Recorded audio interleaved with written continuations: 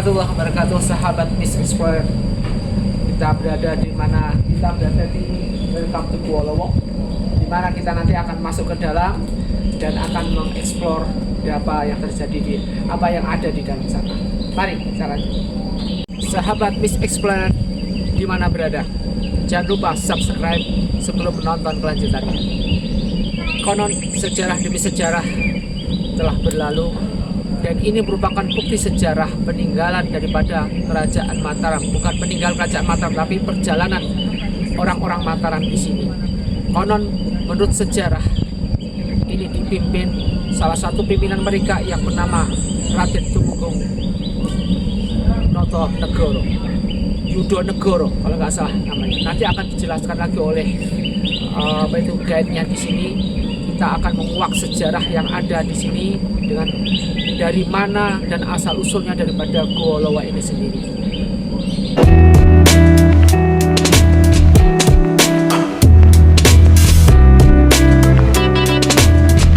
Di alam inilah yang dulu terkenal pada zaman Raden Tumenggung Noto Negoro, Yudo Negoro, dikenal ini hutan belantara yang sangat angker sekali. Terbukti sekarang masih ada peninggalan seperti ini.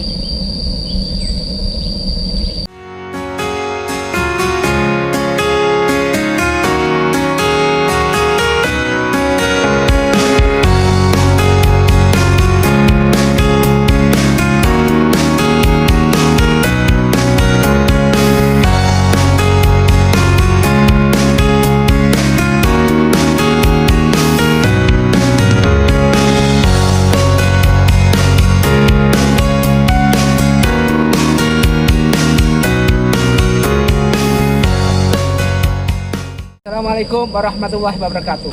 Waalaikumsalam warahmatullahi. Saudara sahabat Miss Explorer di mana berada?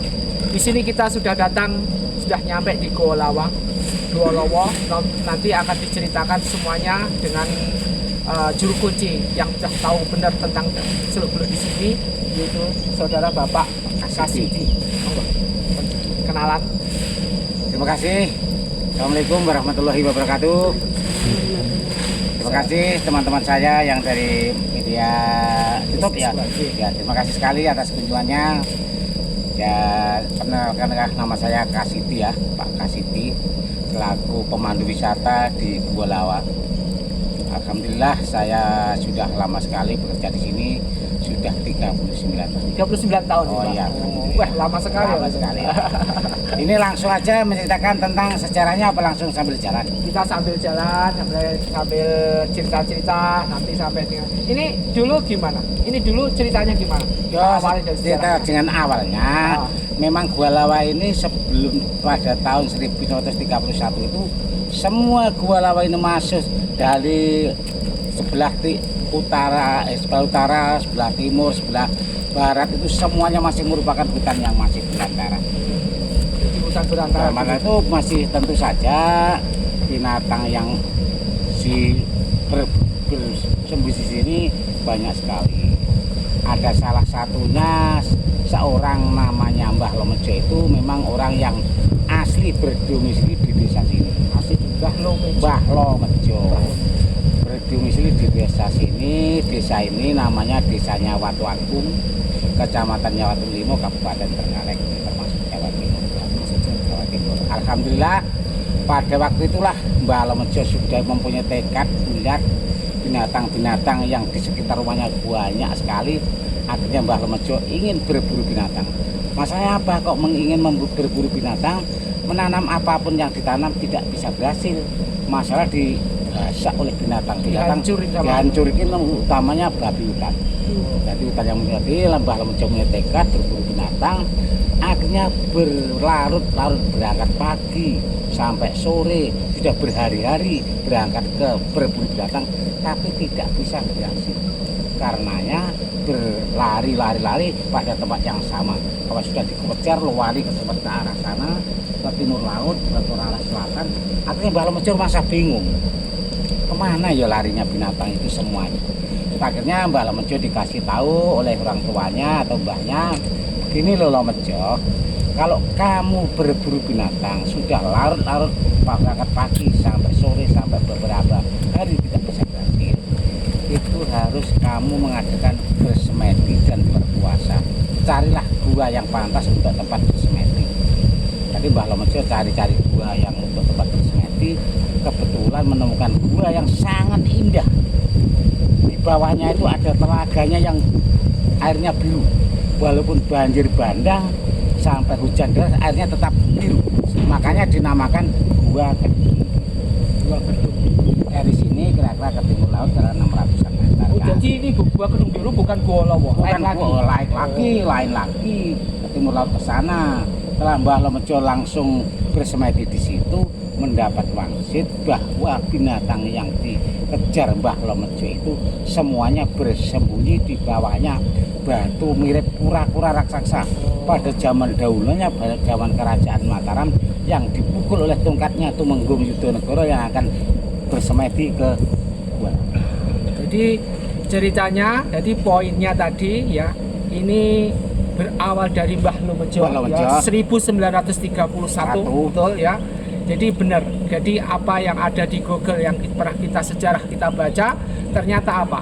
Di sini terkenal dengan keangkerannya dari mulai Tumenggung Yudonegoro dalam pelariannya dari Mataram ya. Mataram bersamanya dia mengenal alas di sini dan alas paling angker. Nah, itu. Sampai Mbah Lomejo sendiri kewalahan dalam menanganin hewan-hewan sampai di mana sembunyinya. Mencari hewan aja sembunyi di mana aja sampai bingung. Dicari sampai dia pada waktu harus bersemedi. Coba bisa dibayangin. Kalau kita harus bersemedi, gimana angkernya bisa kita bayangin angkernya hutan ini. Tuh. Mari kita lanjut dengan cerita berikut, kita menuju ke Gua Lawak bersama. Sebentar. Silah. Ini melanjutkan perjalanannya Mbah Lomejo.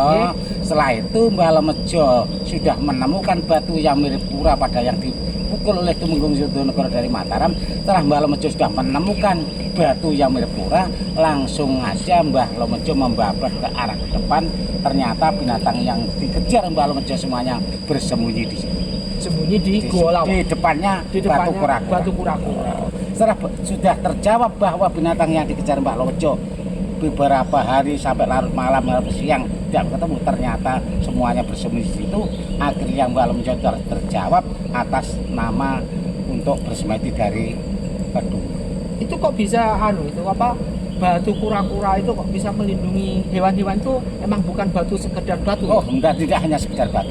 Memang batu pada waktu dulunya zaman kerajaan Mataram, barang siapapun yang akan masuk ke gua itu corot orangnya Trenggalek pasti dimakan atau diuntal. Jadi sama batu kura-kura itu. Kura-kura itu hidup dulunya. Oh, yang menjaga gua itu. Menjaga gua. Oh, ya itu. Ini sekarang ketemu ternyata penjaga Gua Lawak itu adalah kura-kura raksasa pada waktu itu. Tapi ternyata pada waktu Tumenggung Yudonegoro menghadap ke situ, akhirnya akan dimakan, akan diuntal, tapi tidak berhasil untuk menghabiskan tenaga-tenaganya Tumenggung Yudonegoro. Masalah Tumenggung Yudonegoro itu membawa tongkat yang sakti dari Mataram sana. Setelah dipukul dengan tongkatnya, kura-kura itu menjadi. Ini maaf saya tanya ya, masalah tadi itu kok hewan-hewan tadi yang merusak taman itu dilindungi, tanam dilindungi sama batu kura-kura. Ya memang seperti itu. Apa itu semua binatang siluman? Semuanya binatang siluman. Memang banyak sekali binatang. Jadi memang binatang yang mengganggu itu Mbah Lomejo itu memang binatang kiriman dari kura-kura ini. Ya insya Allah seperti itu. Oh, itu di sejarah. Ya, setelah langsung Mbah Lomejo sudah menemukan binatang yang dikejar, akhirnya Mbah Lomejo membabat ke depan kira-kira 20 meter dari tempat gua itu. Ternyata setelah gua itu terkoyak, suara yang sangat haru, sangat mengerikan. Ternyata itu bukan hewan binatang yang sangat mengerikan, itu bukan harimau, tapi suaranya kelelawar. Suaranya itu kelelawar. Berapa ribu jutaan kelelawar yang keluar dari Gua Lawak. Makanya dinamakan Gua Lowo, ditemukan sejak tahun 1931 yang menemukan namanya Mbah Lomejo. Lanjut bisa ini. Jadi itu tadi saudara Miss Explorer, ya saudara sahabat Miss Explorer yang berada. Jadi tadi inti daripada pembukaan sejarah ini tadi bahwa di tempat inilah ada salah satu seorang tokoh di di desa Watu Watu Agung, Watu Agung, Kecamatan Watu Limo. Kecamatan Watu Limo. Ini ada namanya Mbah Lumojo tahun 1931. Itu kalau nggak salah pada zaman Belanda. Zaman Belanda. Pada waktu itu dengan susah dan gigihnya beliau memperjuangkan agar tempat ini yang terkenal angker bisa ditempati manusia seperti kita sekarang ini. Apapun terjadi, mitos adalah mitos, sejarah adalah sejarah, dan buktinya bahwa kita menikmati tempat sejarah ini sampai sekarang. Semoga.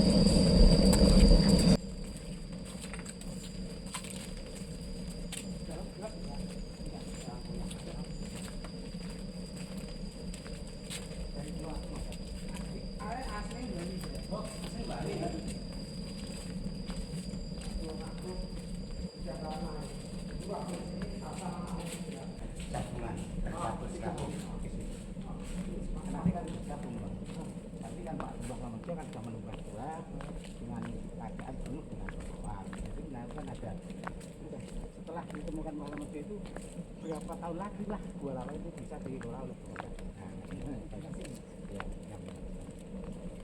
Mulai dari gua itu ya.